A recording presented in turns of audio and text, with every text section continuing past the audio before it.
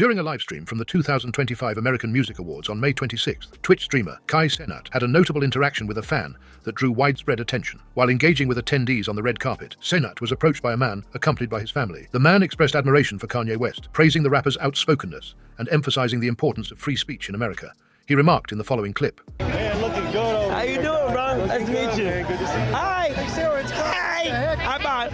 Hey, How you doing? Who let this guy in here? Yeah. Hey, where's Kanye at? We want to say we love Ye.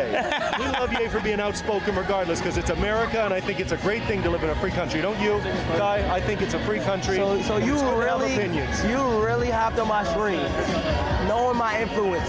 Yeah. So come on here and say that. I think he's a great guy that at the end of the day, you have a dialogue with him. Hey, that's what I'm going to say. I think I want to protect my energy. Yeah, well, I think you letting him talk is a good thing. But no, I'm going to politely ask you, get out of here, guys. Well, we think it's good to have free opinions. I get God it, bless but you, Guy. I don't want that. Whatever you got going on, you deal with that. Thank you for your service. Yeah, see the boys. Next level insanity to do that next to your wife and kid in a private venue while knowing you're on camera. Bro, him turning to camera with that face was laugh out loud funny. I know people say this a lot, but it was legit like a The Office type moment. He also handled that super well by both immediately confronting that the guy instantly tried to push this weird, Nazi agenda on his stream and transitioned away from him dismissively to standing up and giving full attention to a member of the military. Really well done by Kai, and I don't watch his stream much, he handled that pretty well. I don't ever watch Kai, and will admit that when I first heard of him, I ignorantly that he was just another big-time streamer. But over time, I've realized that he is a good dude who deserves his success. Not my cup of tea as far as content goes, but I wish the guy the best. Streamer talks how PirateSoftware misrepresented Stop Killing Games. If he didn't report what was in the actual initiative itself, somebody would see that and he would get called out on it. So what he did is he changed what we were saying the initiative is about.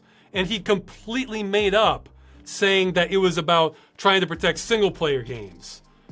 That was made up. We never brought that up anywhere. In fact, we had to add that in afterwards and so if you're redefining what the entire movement says it is about, because that takes more effort to verify, and then look at the conclusion that it doesn't match the premise that you made up, well then now you can frame it like that our wording is vague and like we're not focused enough on this. This isn't going the right direction. It's dangerous because it spills into areas that we don't want.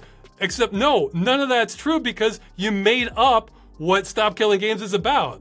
Video games have grown into an industry with billions of customers, worth hundreds of billions of euros. During this time, a specific business practice in the industry has been slowly emerging that is not only an assault on basic consumer rights, but is destroying the medium itself. An increasing number of publishers are selling video games that are required to connect through the internet to the game publisher, or phone home, to function. While this is not a problem in itself, when support ends for these types of games, very often publishers simply sever the connection necessary for the game to function, proceed to destroy all working copies of the game, and implement extensive measures to prevent the customer from repairing the game in any way. This practice is effectively robbing customers of their purchases and makes restoration impossible. Besides being an affront on consumer rights, video games themselves are unique creative works. Like film or music, one cannot be simply substituted with another. By destroying them, it represents a creative loss for everyone involved and erases history in ways not possible in other mediums. Existing laws and consumer agencies are ill-prepared to protect customers against this practice. The ability for a company to destroy an item it has already sold to the customer long after the fact is not something that normally occurs in other industries. With license agreements required to simply run the game, many existing consumer protections are circumvented. This practice challenges the concept of ownership itself, where the customer is left with nothing after